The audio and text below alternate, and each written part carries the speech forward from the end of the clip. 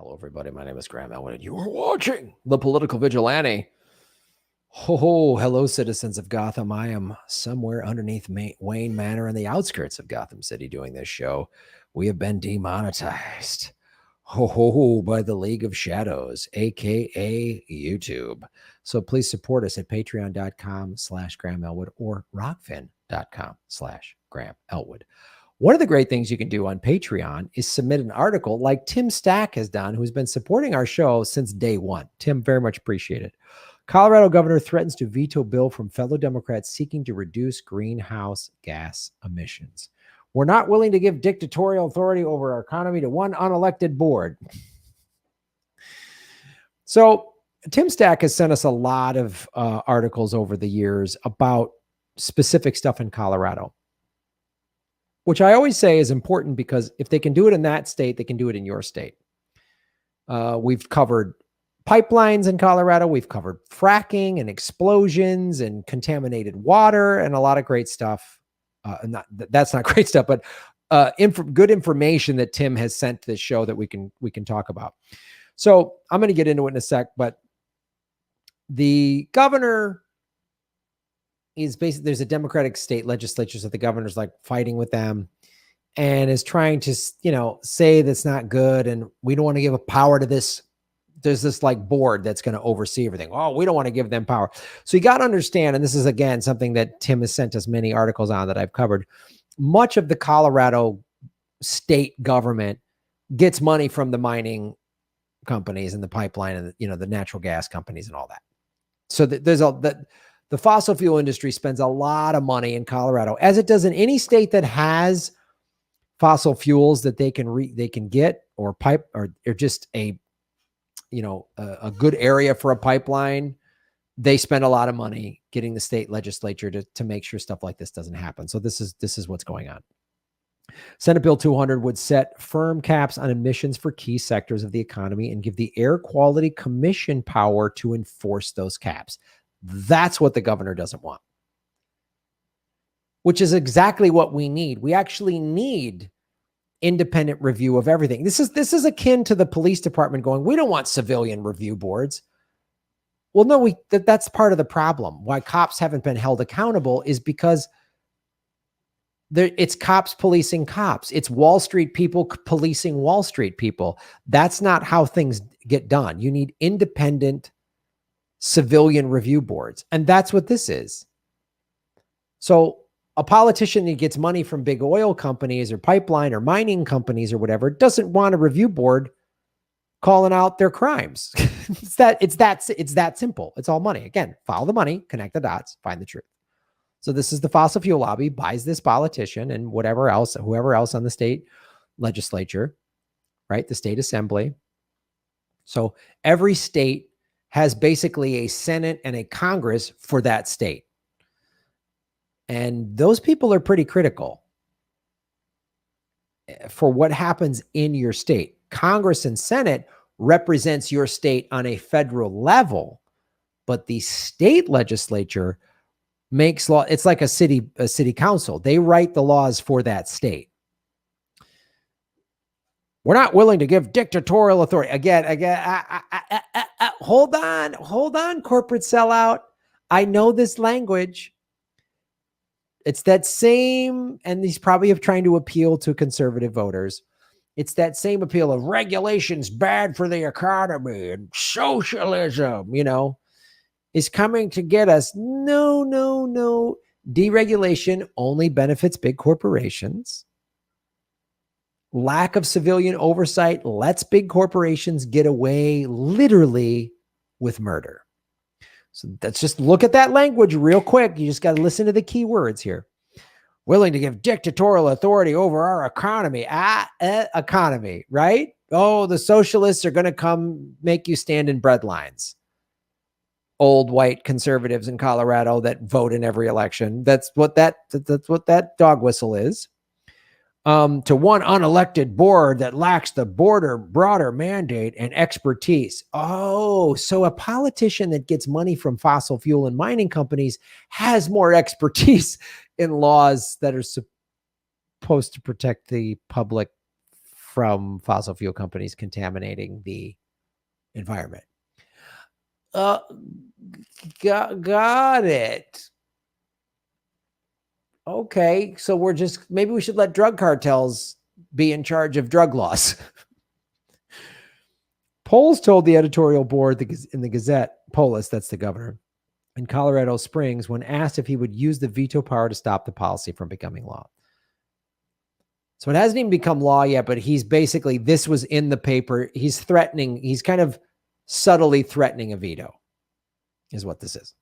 Despite the governor's position, the bill won approval of the Senate Finance Committee Wednesday afternoon and was sent on to the Appropriations Committee. So it's making its way, and he's just throwing that threat out there to hope that people on the Appropriations Committee will, I don't know how many of them get fossil fuel money, are going to come in and go, oh, maybe this is bad, because we're going to let dictators control our money, because that's what the governor said, dictator economy. I heard those two rules together. We don't want China to come in here and steal no, shut up. It's just big companies trying to buy politicians to get whatever they want, to make as much profit as they want, and not caring if your children in Colorado have poisoned water. Coloradans overwhelmingly want climate action. This woman from this climate group said, the legislation merely puts the governor's own climate roadmap into law. So very typical that this is what so many, the whole populace gets mad and says, we want to deal with climate change. And Colorado, if you've never been there, it's a beautiful state. And most of the people there are like outdoors people. They ski, they cycle, they, hike, they mountain bike. Like everyone I know in Colorado, like most people I know in Colorado, they're all outdoorsy people. So they really are significant. I mean, they're, and anyone that's out in nature a lot, like surfers or whatever, you're the canary in the coal mine, seeing what's happening with climate change. And if you're like a fisherman, you like fishing, and then the fish are contaminated because of fracking fluid got into the water, that's bad. And Colorado voted for recreational marijuana. Its economy has done quite well as a result of that, because they now have marijuana tourism. They have, it's more tax revenue for their schools and stuff like that. The dispensaries, which still are not allowed, thanks because we haven't decriminalized marijuana on a federal level, so you can't use banks. So they put all their money into real estate, cash. So they just have, like, a dispensary just has, oh, we've got $1 million in cash. So they're buying. So the real estate prices have gone up in Colorado. Crazy. But back to the governor, who doesn't want to implement his own roadmap. Polis told the Gazette's editorial board that he thinks state entities will meet the climate goals on their own and don't need mandates. Bullshit. Because what he's protecting politicians that are paid by fossil fuel and mining lobby groups. That's what he's doing. Because if they can do it behind closed doors, then they can get away with some shit, or they can just do some token gestures and, give a big speech in front of a stream or whatever. We're saving this stream. And then meanwhile, like Gavin Newsom, oh, he's such a hero. And then he signed 24 fracking permits a year ago in the middle of the pandemic. Like shit like that. Like that's what he's doing. He's protecting the lobby gravy train. He's protecting that. Environmental groups, however, worry the state is already behind on meeting its benchmarks. This is why you have independent civilian review. So politicians can just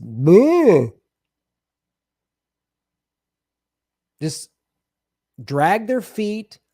And sometimes they're paid by lobby groups to deliberately drag their feet. They'll be like, look, I'll make sure this bill never makes it through, or I'll drag it through, or I'll keep it in committee. And so it never actually happens. I can't flat out vote against it because my constituents will hang me out to dry for that. The voters will fry me. So I'll just pretend that I care about it, give it lip service, but then behind closed doors, I'll secretly screw it up. So this independent review board says, no, you can't do that. That's why he's against this. We should have an independent review board telling a casino if it's dicer weighted or not. That's not fair. A veto threat seems pretty consistent with Governor Polis' overall approach to air pollution, which is to talk a big game, but not actually do anything to achieve it. What did I just say? What did I just say? Said Robert Ukele. So these are the outlines of what this bill brings in. It's adding carbon dioxide to annual emission fees already paid by emitters for polluters, creating about $15 million a year to be used in implementing greenhouse gas reduction programs, according to calculations by Western resource advocates, requiring tri-state generation and transmission association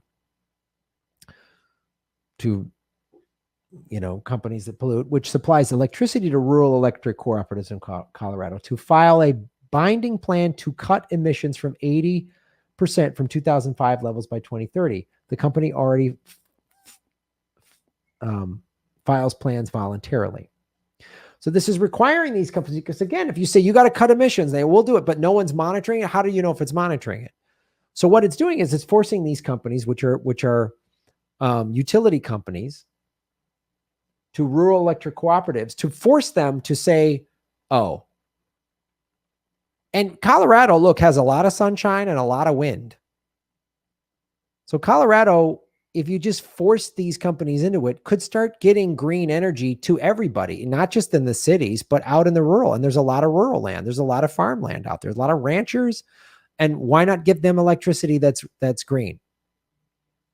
You just got to hold people accountable, and they just don't. When people don't want to be held accountable, that's when there's a suspect.